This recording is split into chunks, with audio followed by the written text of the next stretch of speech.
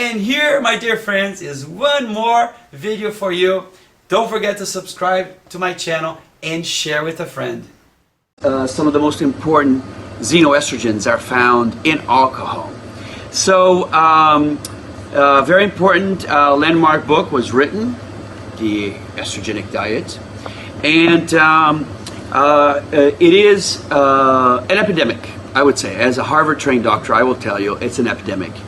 What are the estrogens in our world, and what are the sources of estrogens in our world, and why are they bad, and how we can at least try to reverse or diminish this poisoning, this epidemic, which is called xenoestrogens.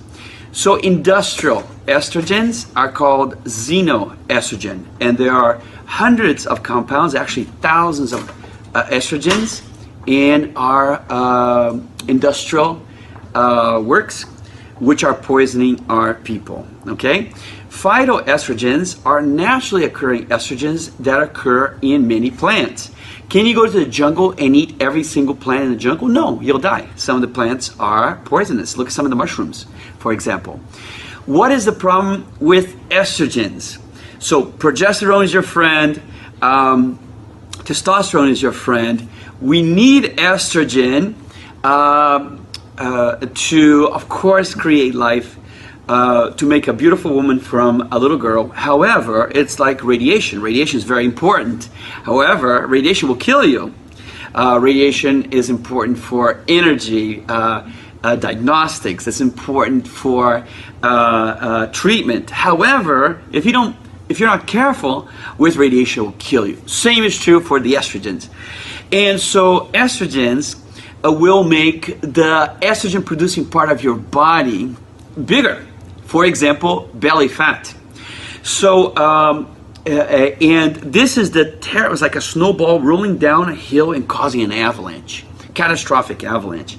So once the estrogen sensitive, estrogen producing part of your bodies, your belly, for example, big beer belly, becomes bigger, it starts to produce estrogen. So it's a vicious cycle. So a lot of the obesity we see in our society today are caused by rampant, omnipresent xenoestrogens and phytoestrogens, okay? So what is the problem with estrogens then? If a mom consumed a lot of these xenoestrogens and the little baby fetus, baby boy fetus, was exposed to estrogens, you'll have microphallus, you'll have testicular cancer later in life. What is the problem with women being exposed to xenoestrogens? Breast cancer, obesity, syndrome X diseases, hypertension, heart disease, diabetes, lack of libido, all kinds of problems. So we need to reverse them. What are the simple home remedies for estrogens? All right. Of course, the cruciferous vegetables, broccoli, cauliflower, Brussels sprouts, they have indoles in them, I-N-D-O-L-E, which attack the estrogen production. Another great example is fruits. I eat so many oranges, I'm going to turn yellow. So oranges, apples, berries, they have flavonones, F-A-V-O-N-O-N-E, flavonones, which reverse the estrogen production, okay?